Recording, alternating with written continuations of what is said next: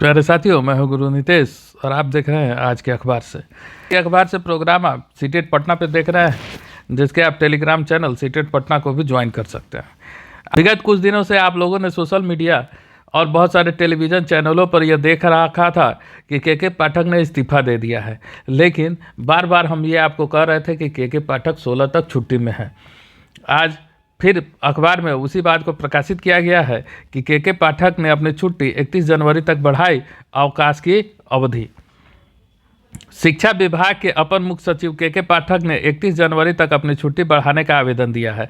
उनकी छुट्टी की अवधि मंगलवार को खत्म हो चुकी थी। मुख्य सचिव आमिर सुबानी ने बताया है कि श्री पाठक की छुट्टी 16 से 31 जनवरी बढ़ाने के लिए आवेदन दिया है। पाठक ने 8 से 14 जनवरी तक उपार्जित अवकाश का आवेदन दिया था, बाद में इसे 16 जनवरी तक बढ़ा दिया था और 9 जनवरी को सामान्य प्रशासन विभाग ने आदेश जारी किया था, जिसमें 8 जनवरी से 16 जनवरी तक शिक्षा विभाग के सचिव बैद्यनाथ यादव को के पाठक का दायित्व सौंपा गया था। बुधवार की शाम को अवकाश की अवधि बढ़ने का आवेदन फिर दिया गया। एसएससी से है, जिसमें इंटर स्तर के लिए फॉर्म सभी लोगों ने भरा था।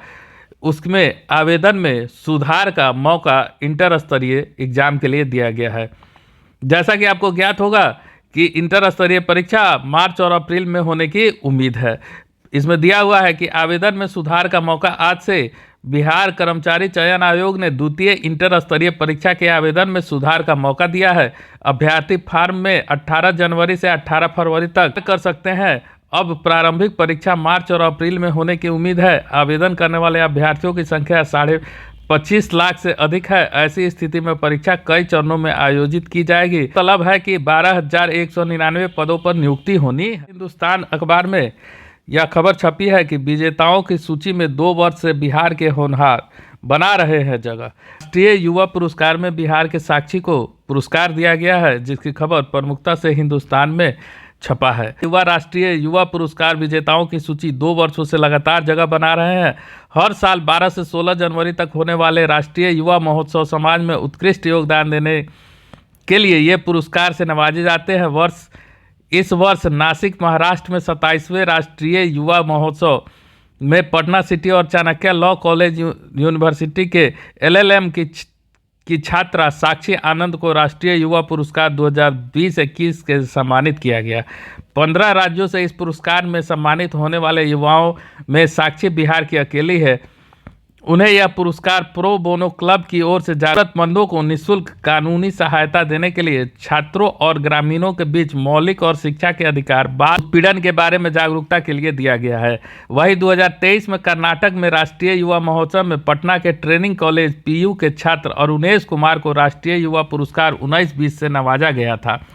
उन्हें सोशल मीडिया के जरिए रक्तदान की मुहिम चलाने, पर्यावरण व अपशिष्ट प्रबंधन के प्रति जागरूकता, आर्थिक रूप से विभिन्न परिवारों को मुख्य धारा से जोड़ने के प्रयास, थैलेसीमिया के प्रति जागरूकता एवं अन्य उत्कृष्ट काम के लिए सम्मानित किया गया है। क्या है राष्ट्रीय युवा पुरस्कार? राष्ट्रीय युवा पुरस्कार 1995 में राष्ट्रीय एकता शिविर के तहत शुरू किया गया था। विवेकानंद जयंती के उपलक्ष्य में होने वाले कार्यक्रम में युवा मामले और खेल मंत्रालय की ओर से किसी एक राज्य के सहयोग से होता है। एक युवाओं को जो उत्कृष्ट कार्य कर रहे हैं, दूसरा वे संस्थाएं या सेवा क्षेत्र जो बेहतर काम कर रहे हैं। 1 लाख का नगद पुरस्कार और प्रशस्ति पत्र दिया जाता है। के 2 युवा चेहरे हुए थे सम्मानित। वर्ष 2018 में बिहार के 2 युवाओं को राष्ट्रीय युवा पुरस्कार 15-16 में सम्मानित किया गया था।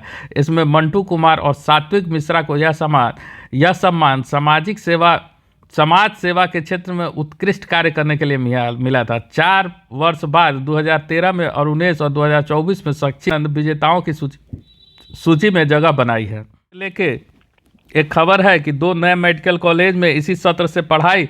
छपरा और समस्तीपुर मेडिकल कॉलेज का निर्माण अंतिम चरण में। दोनों कॉलेज में 100 सीटों पर नामांकन, प्रोफेसर की नियुक्ति जल्द। मतलब नीट से होने वाले एडमिशन में अब इस सत्र से 200 सीटों पर अधिक एडमिशन होगा, जिसके लिए यह खबर है। छपरा और समस्तीपुर मेडिकल कॉलेज का उद्घाटन हो जाएगा। मतलब इसमें 100 सीटों का नामांकन के लिए अनुमति मांगा गया। बैंकिंग की तैयारी करने वालों के लिए कि बैंकिंग सेवा के लिए परीक्षाओं का कैलेंडर जारी कर दिया गया है। IBPS ने बैंकिंग सेवा में नौकरी के लिए परीक्षा का कैलेंडर जारी किया है। कार्यालय सहायक क्लर्क अधिकारी स्केल 1, PO अधिकारी स्केल 2 व 3 के लिए कैलेंडर जारी किया गया है। IBPS RRB 12वीं कार्यालय सहायक और अधिकारी स्केल 1 की परीक्षा 3, 4, 10, 17 और 18 अगस्त को आयोजित की जाएगी। वहीं अधिकारी स्केल 2 और 3 की परीक्षाएं 29 सितंबर 2024 को होगी। अधिकारी स्केल 1 और अधिकारी सहायक 6 अक्टूबर को होगी। IBPS CRP क्लर्क परीक्षा 24 व 25 अगस्त को और 13 अक्टूबर को मुख्य परीक्षा होगी। IBPS PO प्रारंभिक परीक्षा 19 को होगा और इसके बाद 30 नवंबर को मुख्य परीक्षा होगा। विशेषज्ञ अधिकारी प्रारंभिक परीक्षा 9 नवंबर को और मुख्य परीक्षा 14 दिसंबर को होगा। विभिन्न भर्तियों के लिए पंजीकरण की प्रक्रिया केवल ऑनलाइन मोड के माध्यम से और प्रारंभिक और मुख्य परीक्षाओं दोनों के लिए पंजीकरण होगा। विमेंस कॉलेज है जहां AI में इसी सत्र से स्नातक शुरू होगा। 8 सेमेस्टरों का कोर्स में नई तकनीक, रोबोटिक आदि के बारे में पढ़ाया जाएगा। इससे पहले भी 2 नया कोर्स जो शुरू हुआ था, जो कि हम लोग इसी प्रोग्राम में देखे थे।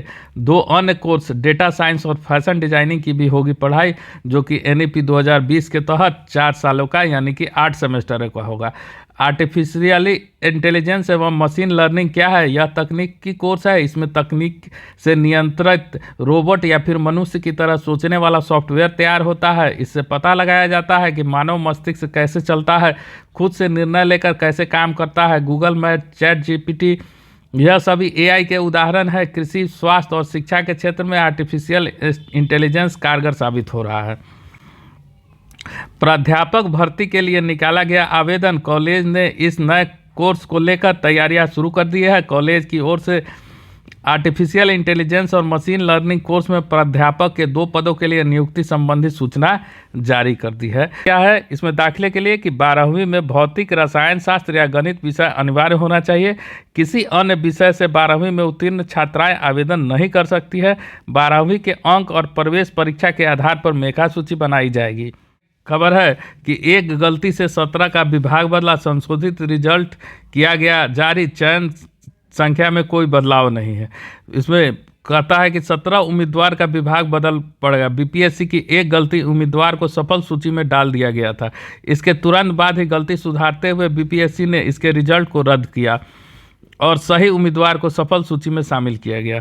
वहीं BPSC में सुधार के बाद नई कटअप सूची भी जारी की गई है। संशोधित रिजल्ट में प्रखंड अनुसूचित जनजाति कल्याण पदाधिकारी के तहत लिपिकीय भूलवश से रोल नंबर 358577 कुमारी विद्या कृपा मूर्ति की एंट्री हो गई थी। गलती पता चलते ही इसे रद्द किया गया था और इसके तुरंत बाद ही योग्य उम्मीदवार को रोल नंबर 455-194 निधि सिंह को सफल घोषित किया गया। इस बदलाव से कुल 17 उम्मीदवार के आवंटित पदों को बदला गया है। इसके लिए नई कटअप सूची भी जारी की गई है। आयोग के सचिव रवि भूषण ने बताया है कि लिपिकीय गलती हुई थी, जिसे सुधार का संशोधित रिजल्ट जारी किया गया है। नई कटअप सूची में 55वीं रैंक हासिल करने वाली रिया सिंह को अब फायर की जगह SDO, वहीं 140वीं रैंक वाली मेघा वर्मा को फायर की जगह LEO सर्विस पद के लिए चुना गया है।